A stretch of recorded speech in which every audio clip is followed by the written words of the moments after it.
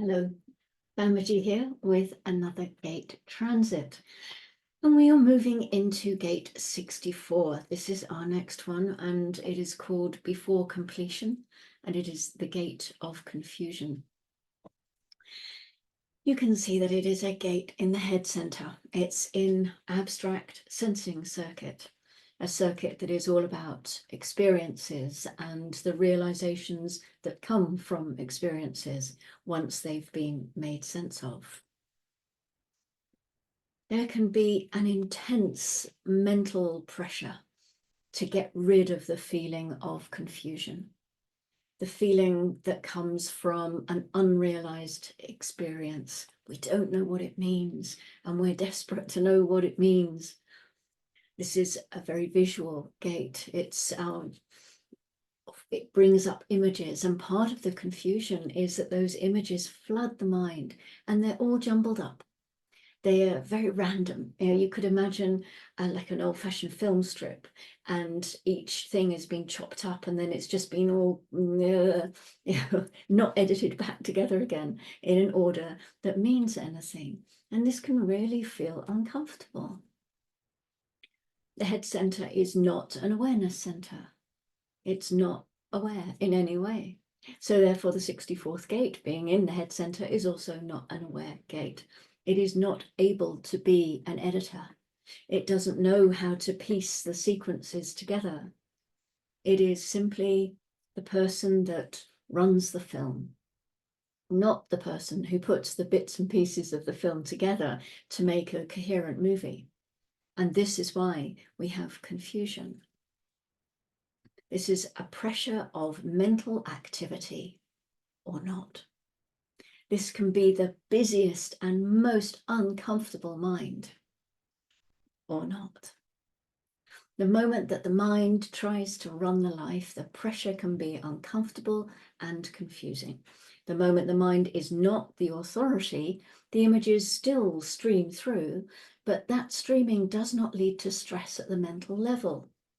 It doesn't lead to a discomfort with the nature of what is there. If you look in the Rave I Ching, above the lines, it says, transition like birth requires determined strength for the passage through. Ra said that this is a delicious joke.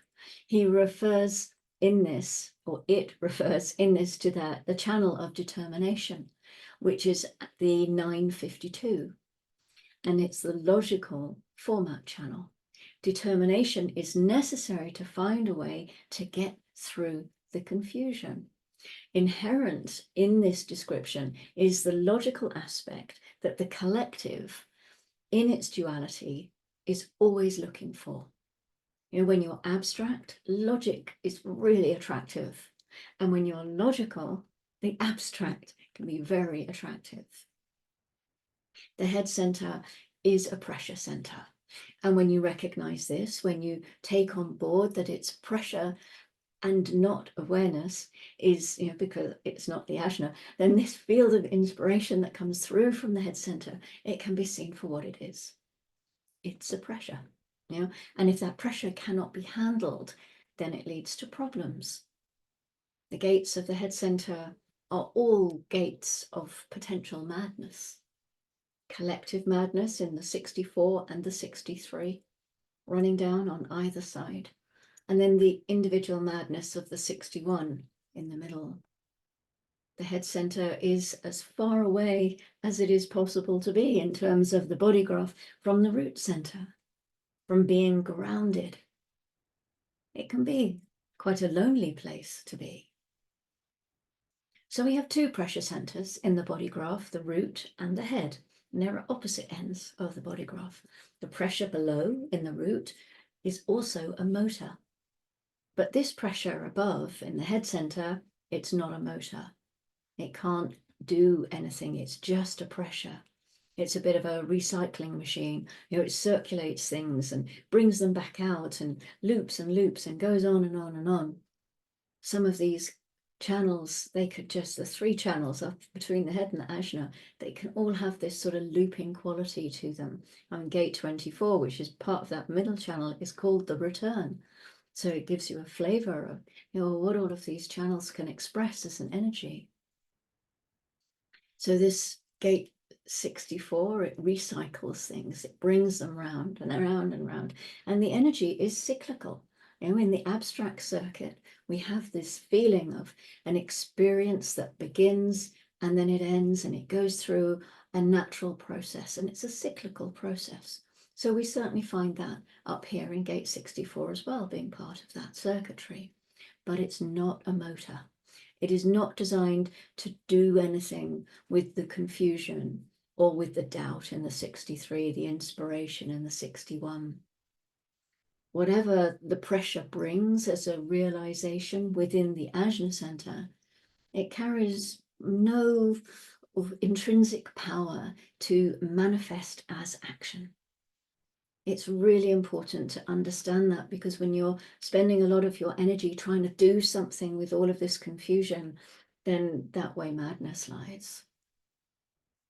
The mind, the Ajna Center, is exclusively for looking at the nature of being. That is what it's there for. It is not there to decide what to do. It is there to examine through the 3 different levels of mental capability the experience of what it is to be alive in the world. And none of those 3 are about doing. The mind should always be obedient to whatever the authority of the individual is. The moment that you are not living out your nature, your mind is going to rule your life. The 64th gate, it points to its harmonic in the Ajna Center, gate 47. This is the gate of oppression. And together they form the definition of the channel of abstraction, a design of mental activity and clarity. And the clarity is a really important word here, because clarity is a keynote for the way in which the emotional system can operate as a true authority. We talk about the emotional system when we look at the abstract circuit, because it passes through the solar plexus, and so it shares some of the qualities of the solar plexus. Logic goes through the splenic side, so we don't talk about it in terms of it being cyclical or needing clarity or anything like that. The emotional system is about the development of emotional clarity over time. It comes with waiting. It has to go through the wave.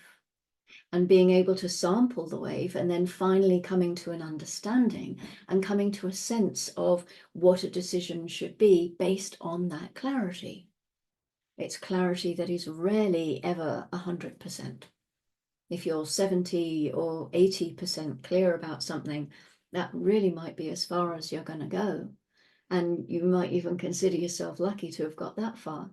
I think when Ra first started talking about the emotional system and inner authority and how you weighted the wave, I think he said sometimes 40% was the most you could get, but then he upped it a little bit as time went on. But still, even 70 or 80, and how do you know when you're at 70 or 80? How do you know? Anyway, I mean, that's a conversation for a different time, I think. But there's no absolute. This is one of the things with this abstract circuitry. There is, within the logic circuitry, there can be that absolute, there can be certainty. And the mental process of making sense of the confusion, it's much like the process of waiting out the wave. The abstract process is rooted in identification with the mysteries of the past, and all of those myriad experiences that come through that. And this could be the historical past as a culture, as a nation, but mostly it's about being fascinated by your own personal past. It's it's a very juicy exploration of what have I been through, what is my experience. And it might be, I've heard about this, and it's the hearing of it, the bearing witness to it, that becomes the experience, rather than actually being physically involved in the experience to begin with. There are lots of different ways of playing with this.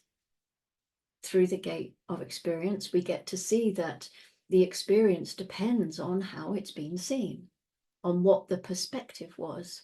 Making sense out of an experience is really difficult. And that's why we speak in terms of clarity, and we refer the process back to waiting out the emotional wave. Imagine what it's like, within the context of an emotional being, through, using this confusion. You're high on your emotional wave and you go to see a film, and the pleasure that you derive from watching that film is associated to where you are in that wave. Later, when you describe your experience of the film to somebody else, you describe it through that filter. And then you experience the same film at the low end of your wave, and that would again color your description from that angle. So you can understand why there's this thing of there's no truth in the now. And it's the same for the emotional center, for the solar plex, but also for this experiential circuit. It must go through its whole cycle. This is the abstract mind. The dilemma, the confusion, is not confusion in the sense that you don't know what to make of something. The confusion is that there's so many things you could make of it. This is all part of the pressure in the 64th gate. And it's one of those things that makes the abstract process so fascinating. Because rather than looking for this sort of closed, strict, restricted pattern, the abstract process sees the potential diversity in everything. It sees the possibilities in everything. So where logic leads to a fixed, hard opinion, the abstract leads to an idea. This is a fundamental difference between these two sides of collective circuitry.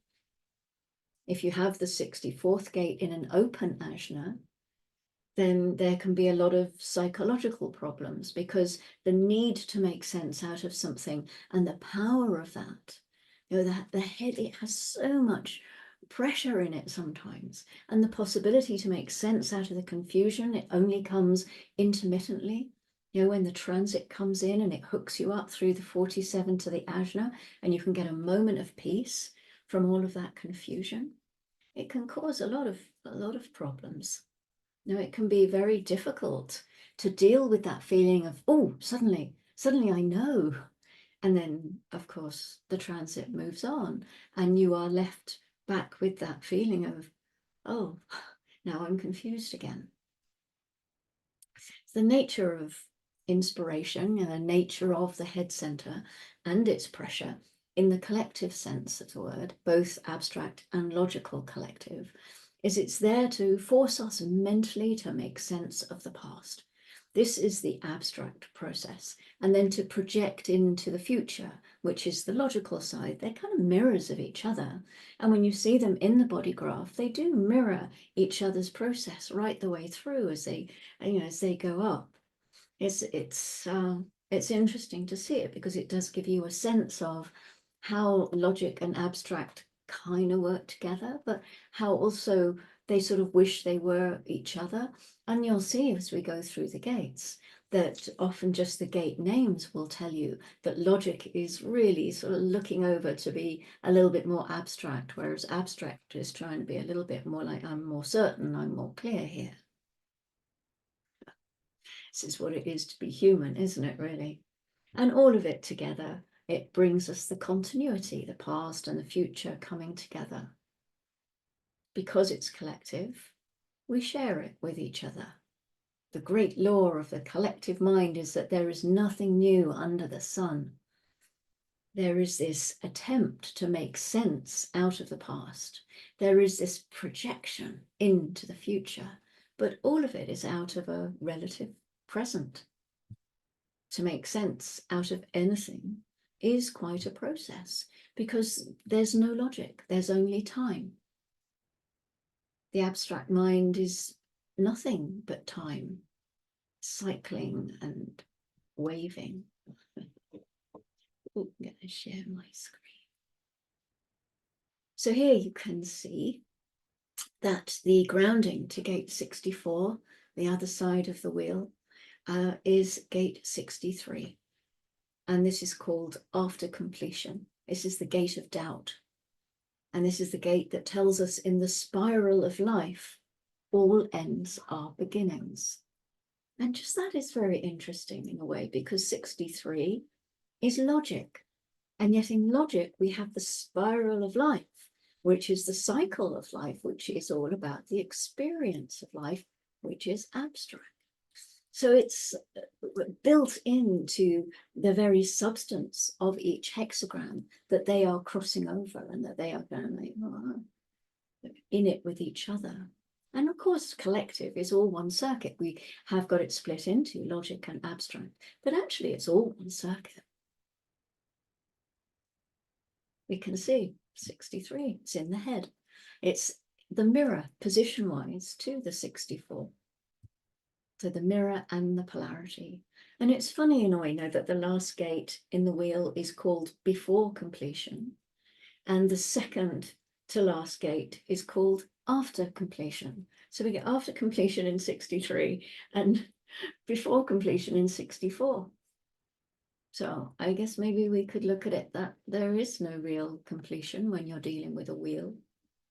Maybe it just keeps on turning, and gate 63 may be the end of the process. Gate 64 begins the process again, and it's not as though gate 64 leads us into gate 61. It's not a finite point in the wheel. When I go through these line by line during the course of the sun's transit, I usually bring in the earth gate in terms of how does it support or ground the sun gate? Well, this gate of confusion, it really got me. I do actually have this gate. I have it in the first line. And I did find myself getting really confused with it. Like, how does it work? How does one support the other? And what I came to, which maybe a bit of a cop out, I'll let you decide that. And I would always be so interested in what you have got to say about this, especially if this is in your sun earth. How do you experience it? But if you have got the 64 anywhere, maybe it's in your nodes or so, and so again it's in there as a sort of a cross thing. But if you've got it on either side in the sun earth, it would be very interesting. I hope you would feel that you would like to share your experience, because it's it's defeated me, this one. But so what I came to was that we live in a dualistic world. The dualistic nature of these two different circuits, which are ultimately the same circuit. But through this, maybe we are just gently and consistently reminded that life is a duality. And we need both experiences in order for life to be whole. Perhaps that is part of the journey here between the 64 and the 63. And then also we could look at it in terms of how logic is often attracted to abstract, and abstract is also attracted to logic. So perhaps they support each other in that way. We'll see as we go through these lines over the next few days. So I hope you will join me for that.